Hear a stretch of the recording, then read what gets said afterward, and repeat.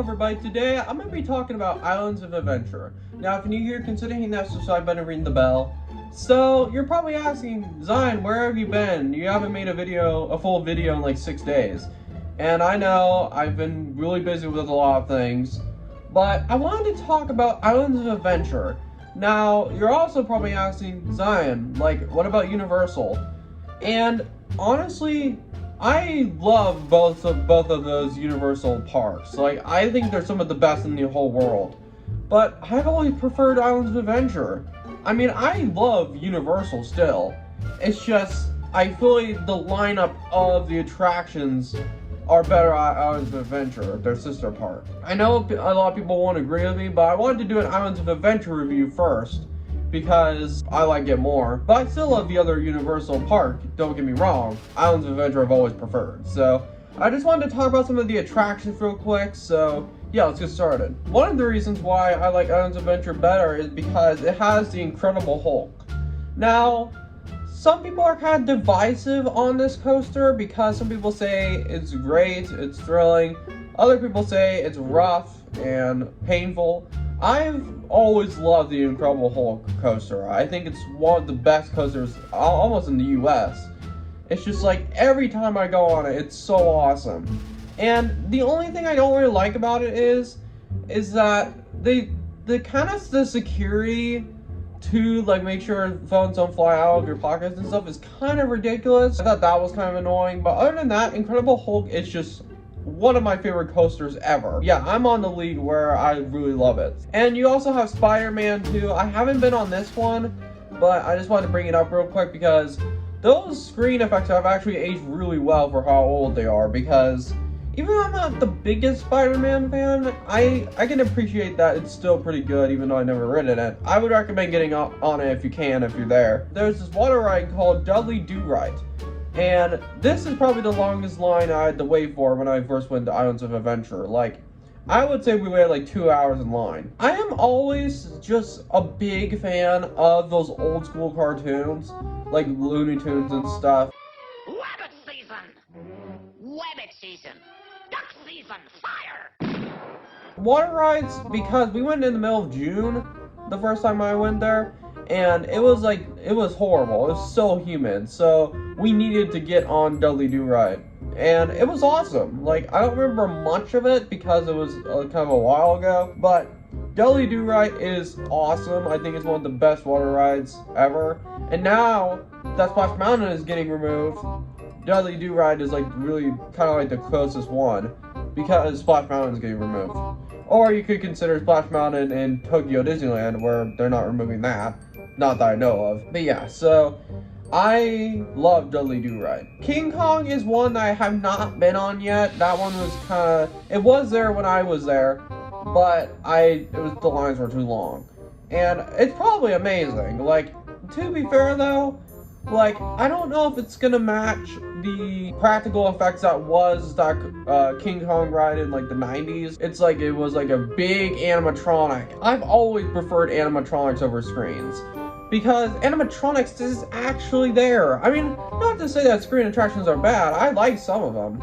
It's just, I'm not sure if I would like King Kong though, because the new one, because it's just like, I mean, there might be an animatronic. I'm not sure. I've never been on it, but that 90s King Kong ride looked awesome, so I don't know if it's gonna be better than that. Next time I'm at Islands of Adventure, I will try to get on King Kong. So, and another classic one is Jurassic Park. The Jurassic Park movies I'm kind of iffy about. I like the first one, but that ride, man, it's so good.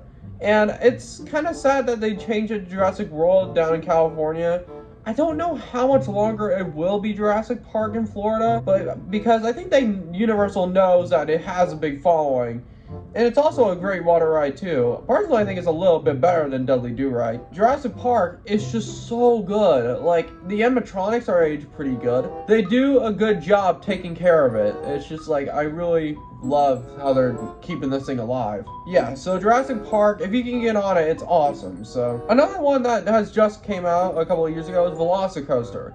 This is one of the coasters that I want to get really badly because I've heard it's awesome. Some people say it's probably one of the best coasters Universal has ever made. Yeah, it's just I really want to get a Velocicoaster in the next like 5 years. I remember when it had a bunch of hype that came out because it was like we were just at the tail end of we're still in the pandemic, but we were just opening up and stuff, and then Velocicoaster came. I don't really care for the name that much, but other than that, it looks incredible. Like, honestly, I think it could be better than Incredible Hulk. Yeah, so Velocicoaster looks awesome. I'm gonna try to get it in the next few years or so, because Universal, they're just getting better and better, because they just keep on adding more and more awesome stuff. So, before I talk about Forbidden Journey, I wanted to talk about how well they managed to get the Harry Potter vibe in these parks. Like, it literally feels like you're in the movies. Like,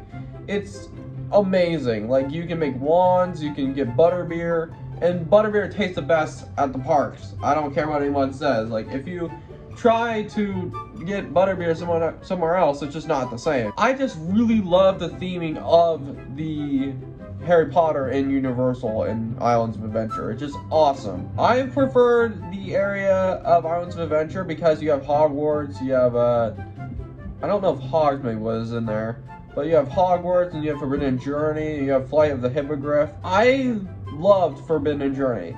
The reason I love it is because it's not entirely relying on screens.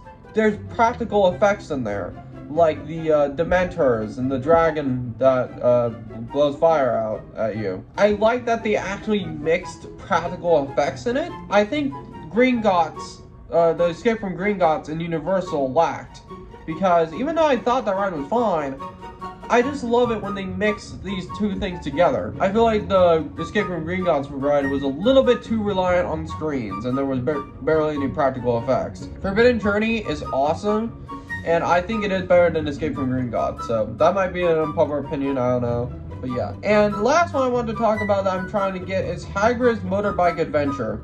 So, this thing looks awesome. Now, I was really sad when Dueling Dragons was torn down and demolished, or Dragon Challenge in the later parts of the Harry Potter era. I miss Dueling Dragons a lot, because I actually went there right before it closed. I went there like March of 2017, and it closed in like September. So I was able to ride it one last time, but I didn't even know it closed until like a couple years ago. And I do miss Dueling Dragons, but Hagrid's Motorbike Adventure looks awesome. I think it's super fast too. It looks like a speed machine. Yeah, so Hagrid's Motorbike Adventure, I really want to get to that one, because I've seen the wait times go for like 6 hours. I'm like, what? Maybe not 6 hours, but a lot, like 3 hours at least, when that ride came out. It was insane. But yeah. So I just wanted to talk about Islands of Adventure real quick. Thank you guys so much for watching. I might do a Universal one down the line, even though I don't like it as much as Islands of Adventure, even though they're both great. But thank you guys so much, and I'll see you guys later. Peace.